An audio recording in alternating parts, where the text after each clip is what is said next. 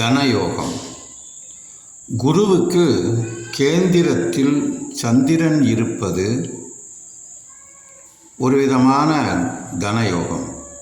இந்த யோகத்தை கரு கேஜரி யோகம் என்றோ அல்லது குரு சந்திர யோகம் என்றும் அழைப்பார்கள். இது மற்ற கிரகங்களால் ஏற்படும் தோஷங்களை கூட நிவர்த்தி செய்யக்கூடியதாக இருக்கிறது. சூரியனுக்கு 12இல் சுக்கிரன் இருப்பது சிவனார் யோகம் எனப்படும்.